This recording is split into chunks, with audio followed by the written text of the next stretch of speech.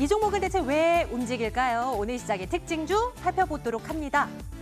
LG 디스플레이 먼저 볼까요?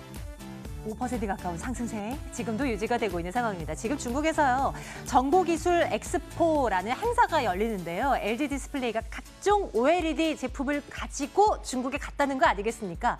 이 중국 시장에서 OLED 시장 이것이 커지기만 한다면 OLED 관련 기업들의 수혜도 한번 기대를 걸어봄직하지 않는가 하는 시각들이 좀 나오고 있습니다. 오늘 외국인도 그렇고 기관도 그렇고 엄청 LGD 사들이고 있네요. 21,700원대 현재 진행되고 있는 상황입니다.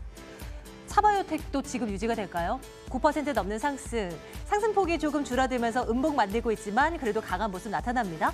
어제 장 마감 이후였습니다. 감사 보고서 드디어 내놨고요. 의견은 적정 의견이 나왔습니다. 상장 폐지 우려감은 덜긴 했는데 어제 감사 보고서 또 오후 6시쯤 돼서 내놨잖아요. 신뢰도에 또 한 번에 금이 간 거 아닌가, 자신이 없다는 거 아니겠어. 이런 시각들도 좀 나오고 있고요. 일부 불안감이 있긴 하지만 그래도 오늘 시장에서는 투자자들 화답을 합니다. 21,150원입니다. 정유주들 오늘 사실 그렇게 강하진 않은데요. 그래도 한번 챙겨볼까요? 국제유가가 많이 올라가고 있어서요. 정유주 차트 그리고 국제유가 차트 완전 거의 똑같이 움직이는 모습이잖아요. 올해 들어서 유가가 참 많이 올랐는데요. 이번에도 또 똑같이 흘러갈 수 있을까요? S-오일은 일단 2% 가까운 약세를 보이고 있긴 합니다만 유가의 추가 상승 가능성이 점쳐지고 있기에 일단 체크하고 가겠습니다. 아프리카 TV가 사상 최고가를 기록합니다. 오늘도 8% 이상의 상승세를 기록하고 있는데요. 아프리카 TV에서 유튜브로 또 네이버 TV로 많은 구독자들이 넘어갔다라고들 얘기하지만 여전히 견고한 모습을 보인다라는 분석이 있습니다. BJ라고 하나요? 아프리카 TV에서 방송하는 사람들요. BJ들의 컨텐츠들이 점차 질적으로 개선되고 있고 별풍선 매출도 꾸준히 늘어나고 있고 이와 또 별개로 광고 매출도 붙고 있다는 분석인데요. 59,300원대 놓여 있고요. 신고가 기록이 되고 있는 상황입니다. 전략 챙길게요. 셀트리온도 오늘 진짜 강해요. 5% 넘는 상승, 5장 들어서면서 상승 탄력도가 조금은 더 붙는 모습입니다. 20만 원 선 뚫었네요. 실적에 대한 기대감이 셀트리온에 나옵니다. 생각했던 것보다 잘 나올 것이라는 실적이 이런 분석들이 나오고 있는데요. 저점 17만 원대 이거 바닥 딛고 이제 올라가는 것일까요? 과점 챙겨보도록 하겠습니다. 또 하나의 실적주 호텔신라도 볼게요. 호텔신라 실적 잘 나올 것이라는 얘기는 꽤 오래전부터 들렸던 것 같은데요. 계속 이 이슈가 부각되는 것 같아요.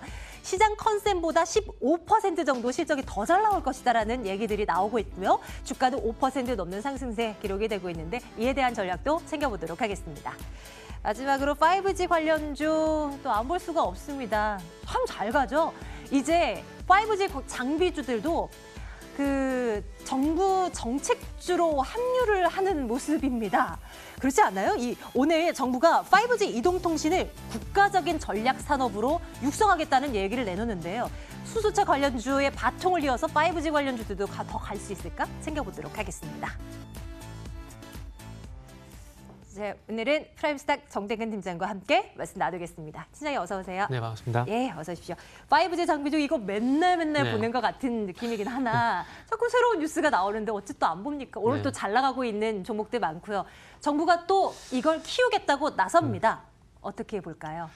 일단은 해마다 테마가 좀 바뀌는 것 같아요. 아시다시피 작년 같은 경우는 2017년도 같은 경우는 신재생, 작년 같은 경우 수소전기차.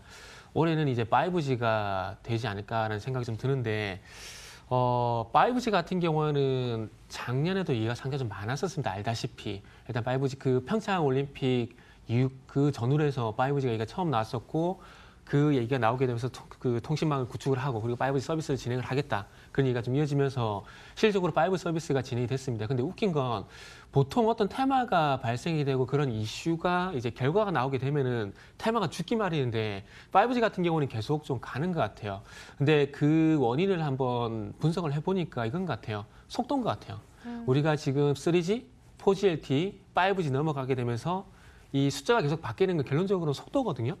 그래서 앞으로 사물 인터넷이라든지 뭐 자율주행차라든지 이런 부분들을 하게 되면 속도가 생명입니다. 그렇기 때문에 5G 쪽으로 계속해서 투자를 하고 있고 그런 여건을 만들려고 하고 있는데 지금 문제는 5G 서비스가 진행이 됐음에도 불구하고 처음에 얘기했던 것만큼의 속도가 나오지 않는 것 같아요. 무슨 얘기냐면은 5G를 출시를 하게 되면서 4G 대비해서 한 20배 정도 속도가 빠를 것이다 그런 얘기가 나왔었는데 네. 실제로 속도 측정해 보니까 4G 대비해서 물론 속도는 빠르긴 하지만은 4배 정도밖에 안 나온다고 그러더라고요. 그리고 5G가 있는 기지국 그러니까 5G가 있는 기지국이 없는 곳에는 아예 5G가 되지 않고 4G로 넘어가는 현상. 그러니까 우리가 예전에 처음에 4G LTE 쓸 때 그죠? 3G로 막 넘어가고. 3G 막 넘어가고 그런 현상이 지금 나타나고 있어요. 네. 그래서 이게 어찌 보면은 그 속도가 관건인데 거기에 관련된 어떤 그 시스템망이 될까요? 거기에 대해서 다시 한번 구축이 될 것이라는 그런 기대감들 때문에 5G가 좀 강세를 보이는 것 같아요. 이미 뭐 5G에 투자를 하겠다 이런 얘기는 이미 나왔던 얘기지만은 여기서 다시 예전에 나왔던 어떤 이슈가 다시 한번 발생이 되는 것이 아니라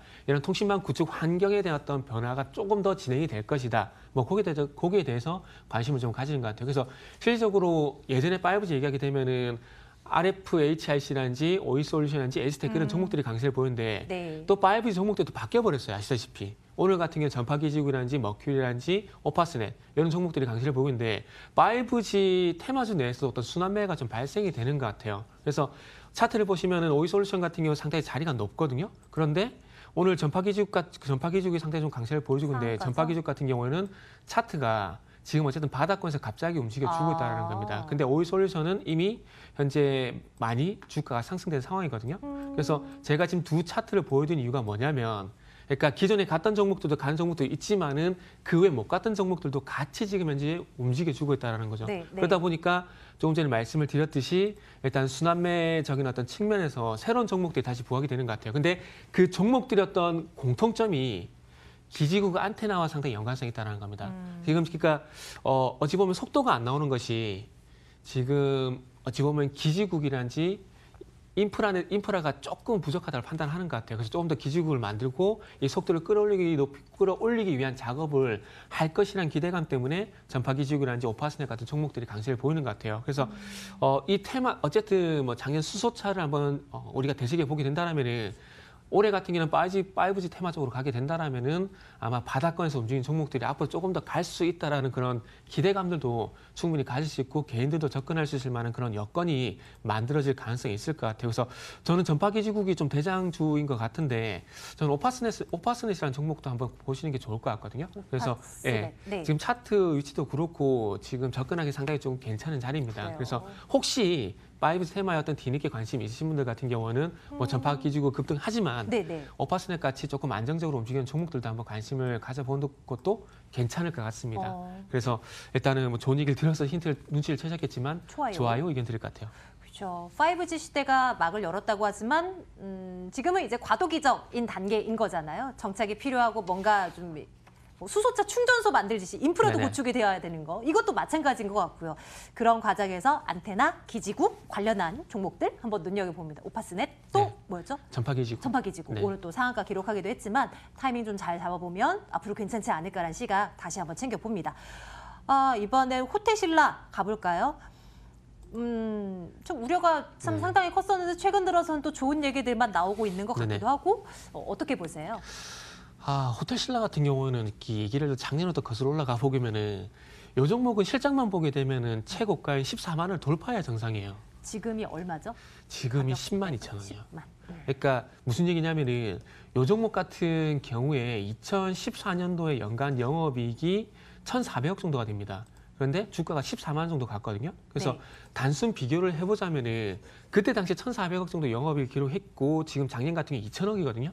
그럼 단순 실적만 비교하게 되면은 14만 원을 돌파해야 정상인 거죠. 2014년 주가는. 네. 그런데 아시다시피 사드부터 비롯된 어떤 중국 이슈 때문에 그러니까 실적을 보고 가야 되는데 실적보다는 그 이슈였던 우선순위를 봤을 때 중국 이슈라는 게 솔직히 뭐 관광객이잖아요. 그래서 관광객 이슈가 좀 있다 보니까 이런 부분들에서 주가 좀 못 갔었는데 이제는 좀 주가가 좀 제자리를 좀 찾아가는 부분들이 나타나는 것 같아요.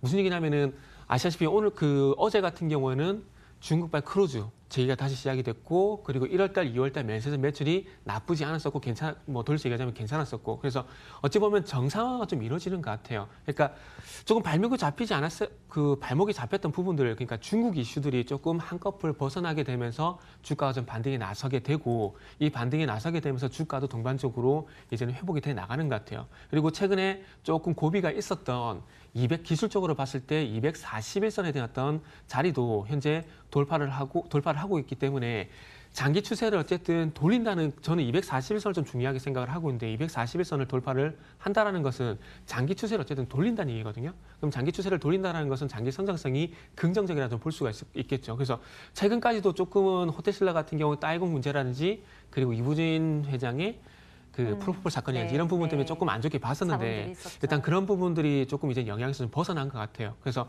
이제는 뭐 중국 이슈도 벗어나고 이제 실적에 대한 어떤 평가도 긍정적으로 돌아서주게 되면서 주가가 좀 조금 더 추가적으로 상승하지 않겠나? 뭐 그런 관점에서 요 정도부터 좀 전해드릴 수 있을 것 같습니다. 그래서 이제부터 중요한 것은 이제 11만 원대 부분을 얼마만큼 빠르게 돌파를 해주느냐.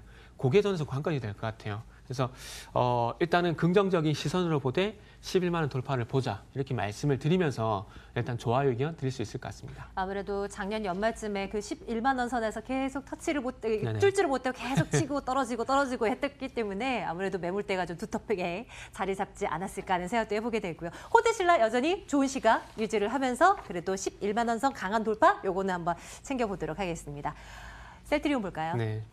바이오주들 오늘 종목별로 희비가 확실히 엇갈리긴 하는데 네네. 오늘 셀트리온은 정말 강해요. 그리고 셀트리온 3인방 중에서도 셀트리온이 강하죠. 네. 깜짝 실적이라 어떤 시각이십니까? 아무래도 1등 일진이라고 봐야 되죠.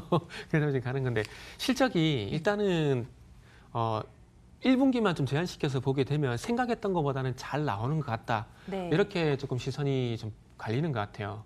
그런데 저는 셀트리온을 조금 보면서 현대차와 그러니까 작년 현대차가 그랬던 것처럼 조금은 단기적으로는 상승이 가지 않겠나라고 생각을 하고 있습니다. 상승이 그리 길게 가지는 않을 것이다 이 말씀이세요? 왜냐하면은 조금은 실적에 대한 어떤 바닥 확인이 필요할 것 같아요. 현대차, 기아차가 그런 과정을 2017년, 2018년 거치게 되면서 올해 들어와서 지금 이제 반등을 하고 있고 기아차도 지금 241선을 뚫어주고 있는 상황이거든요. 그러니까 셀트리온 같은 경우는 어떤 부분을 말씀드리려고 그러냐면은 셀트리온 실적을 좀 제한시켜서 보게 되면 작년 같은 경우에 3,300억 정도 영업이익을 기록을 했고 올해 같은 경우에 4,200억 정도 예상이 되고 있는 상황인데 이게 2017년에는 5천억 원을 상회한 수치는 아니라는 겁니다. 그러니까 실적이 더 이상 나빠지지 않는다라는 거죠. 그러니까 실적이 더 이상 나빠지지 않는다라는 것은 무슨 얘기냐면은 주가가 더 이상 빠지지 않을 가능성이 있다라는 거예요. 즉 주가 하방 경직성이 나올 수 있다라는 거죠. 그렇기 때문에 실적이 나쁘지 않기 때문에 주가가 하방 경직성을 보인다라는 것이지 이게 좋아진다는 얘기는 아니거든요. 그래서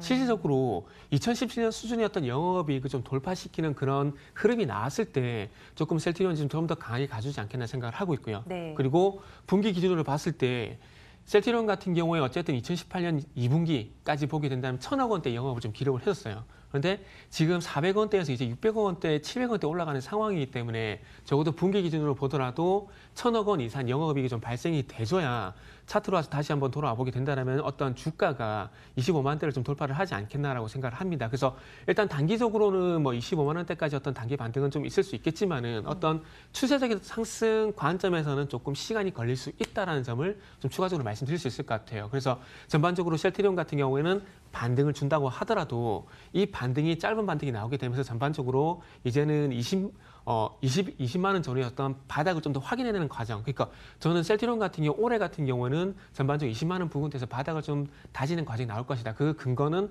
실적이 어쨌든 2017년 수준을 돌파를 하지 못할 가능성이 있기 때문에 조금은 바닥을 좀 더 확인하자 그렇게 말씀드릴 수 있을 것 같아요. 그래서 결론은 글쎄요 의견을 드릴 수 있을 것 같습니다. 고점 대비해서 진짜 셀트리온도 많이 빠지긴 했어요. 그런데 새로운 것 무언가가 더 나오기를 이제 고파하고 있는 단계인데 그게 지금 나왔다는 게 이제 실적이 뭐 이제 뭐 예상했던 것보단 잘 나온다 뭐 이 정도니까 한번 일단은 실적 나오는 거 지켜봐야 될 필요 있어 보이고요. 정태근 팀장님의 의견은 글쎄요.